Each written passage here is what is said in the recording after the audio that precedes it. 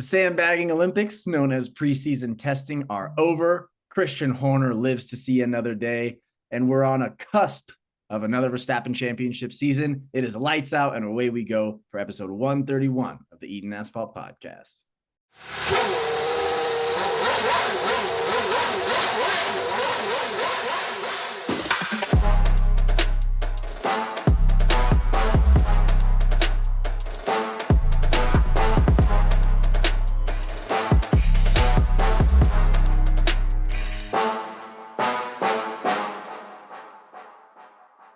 It's game time, baby. We're here. We're in it. On night race to start off the season again. We're out here. How we feeling? Give me what's in the brain of a Ferrari fan right now coming up on a season where it's rumored that you guys are far and away the second fastest car. Who's saying this? Where are you getting this? Okay. I was like, dude, I don't think I've seen this, but I'll take it. I am doing the smart thing going into the season, zero expectations. Nice. I think that's the best thing you got to do. If I were a McLaren fan, I'd be like, I feel pretty good.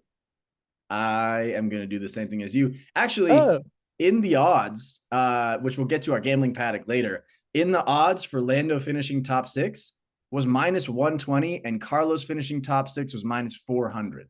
So, oh my God. Vegas thinks that you guys are way than us. Maybe McLaren just loves to do this. Like they started off very, very slow last year and they're like, oh, we'll kind of save our budget to like in-game adjustments, which honestly, not the dumbest idea because you start to pick up more teams when they're doing good and like parts of the car and like, all right, we're going to just save this budget to start copying the good teams once we get more information.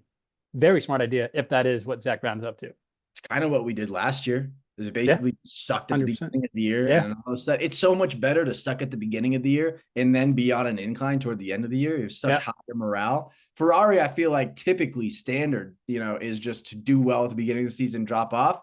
Last year was a little bit different. I think Fred Vasseur was like, I was like, if this is the top and we're just going to do the typical Ferrari thing of going down, then like, I'm out basically. But yeah, I think both of our teams started off not great and continue to get better. So what two better teams to have two guys for a podcast? That's I know it did, right? I mean, it's really picking up. We're in a hot spot right now. Imagine being a Red Bull fan and trying to have a podcast. It'd be hate. It'd be a lot of hate, Patriots in their dynasty. It's just like, I don't want to hear this guy happy all the time. All right. Well, on today's episode should be relatively quick. We have recent news, one piece of recent news, a Bahrain Grand Preview, some country fun facts. We're going to bring that back in a different way, a little bit of a revamp, gambling paddock, race predictions. We have six sectors today. Let's get right into it.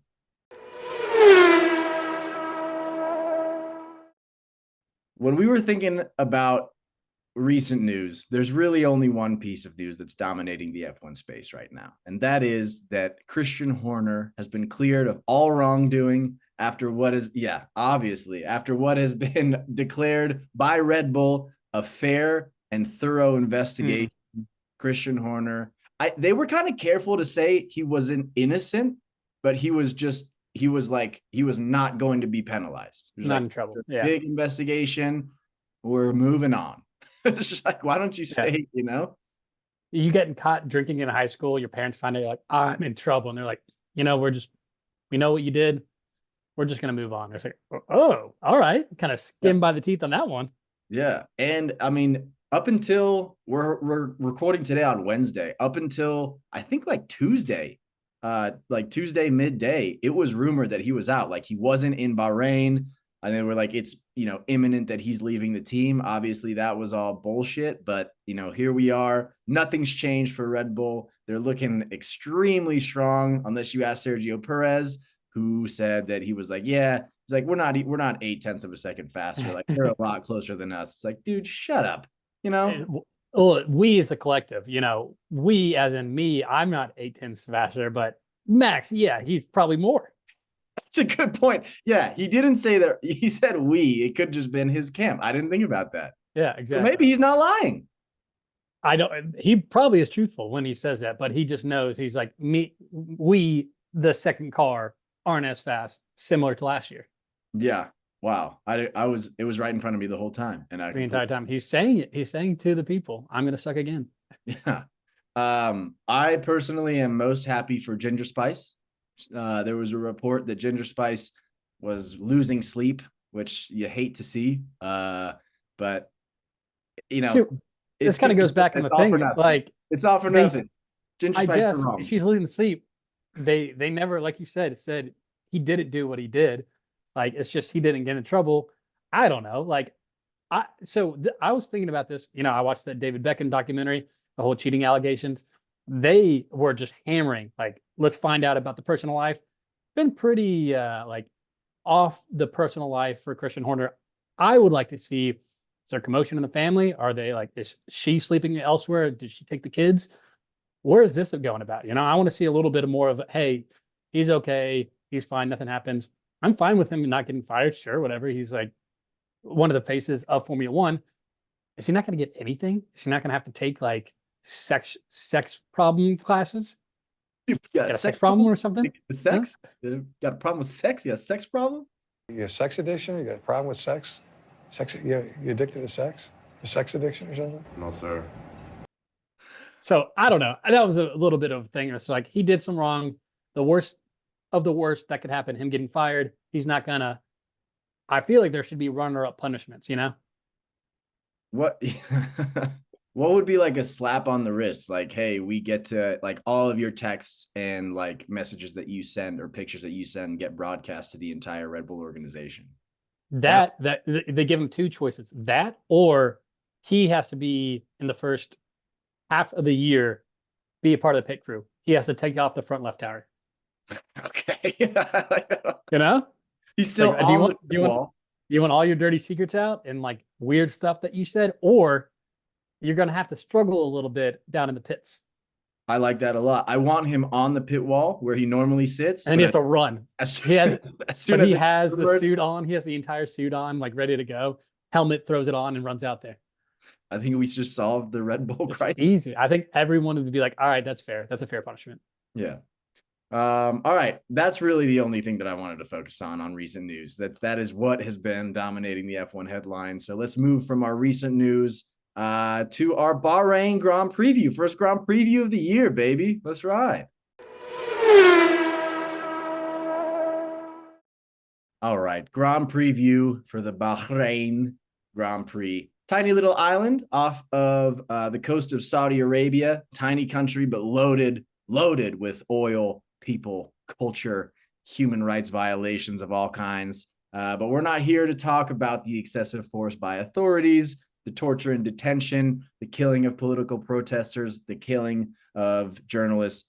That's not our game. We're here to talk about the track, baby. Let's sports watch all the negativity away. This track is 3.3 miles long. Drivers are going to go around it 57 times, 15 turns in this iteration of the track.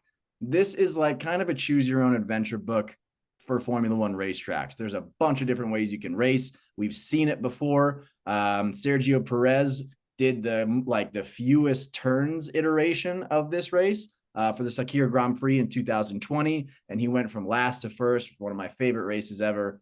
A lot of different ways to race this track. But no matter how you race it, especially in this iteration, this is a very, very cool track. There's three DRS zones. Probably could be four. I think at some point they had to be like, all right, guys, let's tone it back. We're down.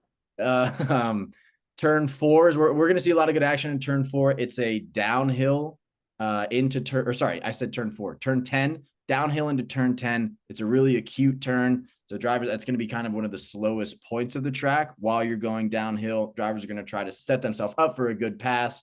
Honestly, like when I was looking at this track, both the Sakir Grand Prix iteration and the iteration that we're going to race this time, you just get reminded that like this is a sick track. You got a couple of low speed corners, mostly high speed corners, a lot of DRS to be had. There's going to be a lot of passing. And this year, DRS starts on the second lap instead of the third lap. So immediately from the start, there's just going to be chaos. There's going to be a lot of passing. There's going to be a lot of like position change. I just genuinely could not be more excited about it. So Can I pass it over to you for the weather? Is this how we're doing this? Weatherman? Weatherman Marco? All right. Weather looks quite nice. As nice as this track looks, the weather looks just as nice. We're going to go with low 70s Friday, Saturday, and Sunday. Friday's going to be pretty windy, a little cloudy. Saturday, Sunday, sunny. Love that. Windy for practice and qualifying, and then all hell breaks loose on Sunday. And then just the best cars out on the track. All right. I know you did a lot of talking about the track, what it looks like. How about we show the people, huh? Yeah. So this is going to be a new thing that we do. We're going to see if it has legs here. We're going to see how transferable it is to other tracks. But if you look, this is the track that we're going to be racing this year. We, thanks to the power of AI, are going to see this track, think about what it looks like, and then have AI kind of illustrate that, since neither of us are very artistic people. So here's the track, and here is what we think it looks like. What do you think? Huh? That's a cute little sucker, huh? Cute little sucker. Does look like, and once you see the picture and go back to the track, it does kind of look like a duck. It does kind of look like a duck flexing its muscle. I think we kind of nailed it on this one. Yeah, if you're just listening, foolish, go to YouTube, subscribe, follow, listen, watch. But we were saying it looks like a duck flexing. Yes. Basically. Yes. I forgot. I mean, most of our viewers are on YouTube, 90%. Yeah. All right. Let's move from the Grand Prix, for the Bahrain Grand Preview, to our country fun facts. But before we get to the country fun facts, we're back. We got some ads. We got some paying customers willing to give us money for this show. This part of the podcast is brought to you by Morgan & Morgan, America's largest law firm. Whenever you're in a legal bind, you should always trust a law firm with size. Like we always say, size matters. Due to recent events, we must explain exactly what our size matter slogan means. Size matter means it matters for the law firm you're using, not showing off your penis size to coworkers of the opposite sex. No one, especially that young lady, cares about the size of your British sausage. Luckily, if you do think your sausage size matters and you start flaunting it around the office, you can still call Morgan & Morgan to fight your legal and HR battles for you. As the public now knows, we'll get you off scot-free and get you back on your job like nothing happened. Morgan & Morgan, size matter, legally speaking.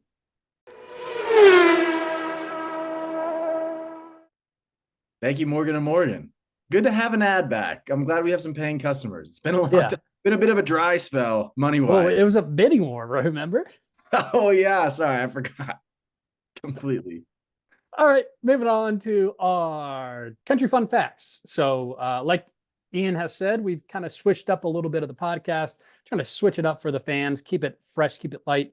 Instead of 3 normal facts about the country, we are going to do 2 truths and a lie. So I'll say my truths and a lie, see if Ian can really stiffer through what I have to say and call it right. And then Ian's going to do the same. So I'll start this one off. Should I just go all 3 in a row? I mean, just mix them up so it's hard to guess. Yeah. All right. Number 1, Bahrain is turning 100 years old this year. It is the 3rd smallest country in Asia, and it is the Middle East's first Formula One Grand Prix. A few moments later. A is the lie. A was the first one I said. Yeah. Nailed it. It is only 46 years old. Yeah. It's a young gun, dude. That's okay. Yeah. I thought it was older, so the fact that it's younger.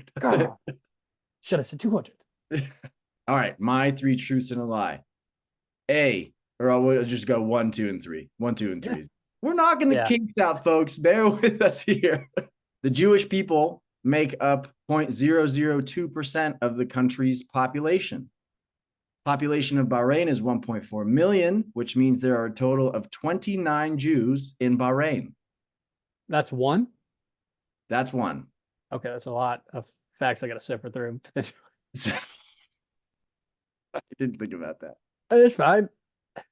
The King of Bahrain made headlines in the last year for utilizing an armed, human-like robot bodyguard complete with a loaded semi-automatic rifle on its right arm. And Bahrain is the first nation other than the United States of America to host the International Mixed Martial Arts Federation World Championships of Amateur MMA. This is a hard one. That is a tough one. I'm going to go with 3 is a lie. 3 is the truth. All right. Do I get one more shot?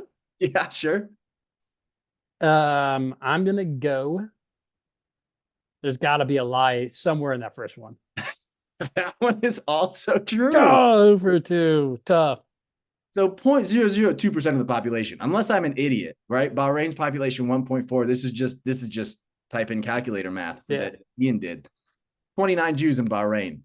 When you said it, I was like, this is like for sure a truth. and then I got all flustered after I lost my first one. The King of Bahrain did make headlines at one point for utilizing an armed it was in the headlines, right, that he was out there, but it was a claim on social media that wasn't true. There was a video to go along with it, right, which tripped a lot of people up, but it was just a false caption. Turned out to not be the King of Bahrain, and the human-like robot following him around, it did not have a loaded gun on him. So, all right, I do remember seeing that, and so I was like, all right, I remember this is the one I for sure have heard. It's got to be true. So yeah. A human-like robot, because I remember it was this past summer of 2023, where it was just like, oh, so we let AI have guns. That's where we're at. Free to roam. Yeah. So anyway, all right. I like the way we did that a lot. I think this is the new way to do country fun facts from here on out, which is very exciting. But let's keep it moving. Let's go from country fun facts to our gambling paddock. All right, you went to Truths and a Lie on the countries first, so I'll go ahead and go with my gambling paddock first here. I got 3, and I'm going to do those same rules, $500 starting mark, $20 unit. I got 3 of them. First one, Lando Norris to finish top 6. I said it earlier at -120, throw a unit on there. Charles Leclerc podium finish is at -105 somehow. Huh. I don't know who else is going to finish that. Who else are they expecting? I mean, they're thinking Red Bull's is good. It's 1-2, and then it's like, if flip the coin, throw them in there. Fair. Lewis. This is else says Lewis. Yeah, Lewis is on there. This is a bit of a convoluted one. So, race winner without Red Bull or McLaren or Mercedes or Ferrari or Aston Martin. All right. Give me Daniel Ricciardo at 200, at +200, 1 unit. He's a race winner. Wait, as part of that bet, part of that bet, you picked Danny, or is that your guess of the remaining? No, that's my guess. So without Red Bull, this is not. So he could come in 11th and you win. Oh, all right. Now I'm getting it. I thought he still had a win. All right, that's no race win without Red Bull, Mercedes, McLaren, Ferrari, or Aston Martin.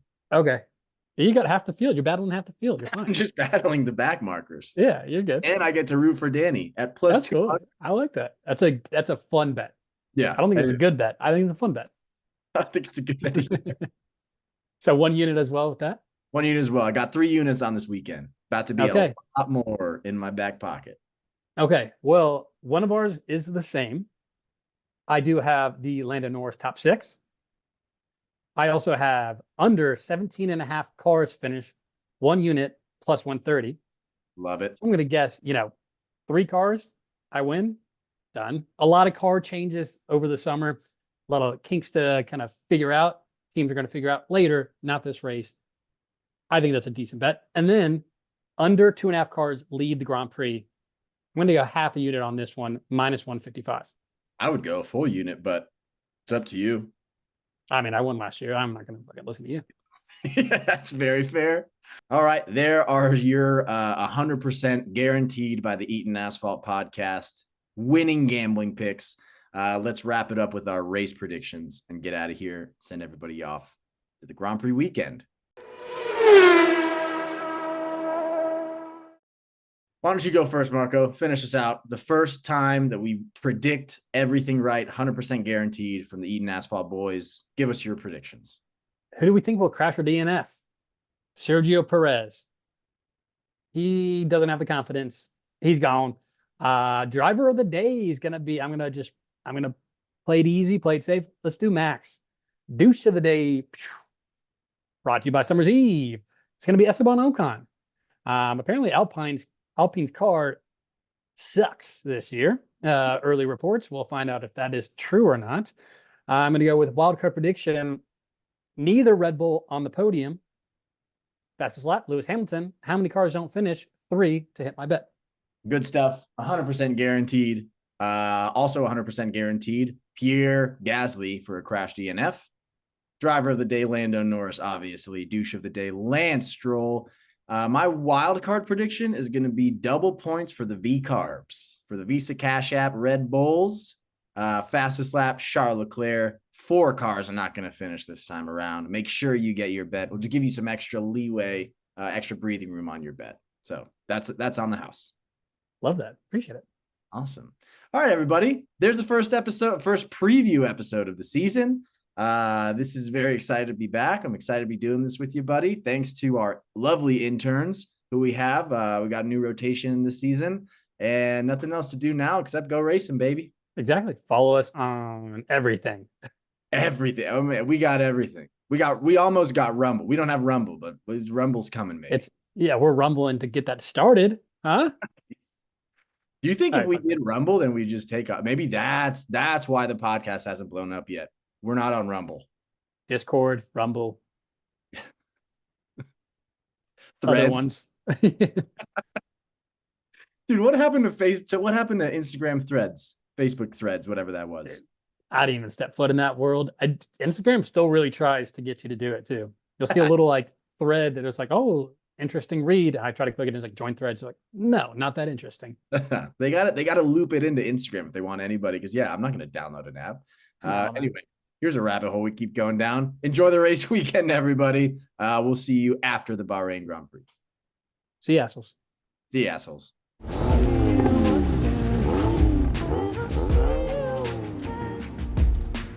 Hey, thought you could leave without saying goodbye.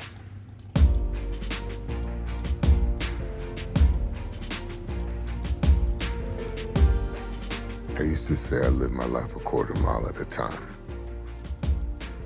And I think that's why we were brothers. Because you did too.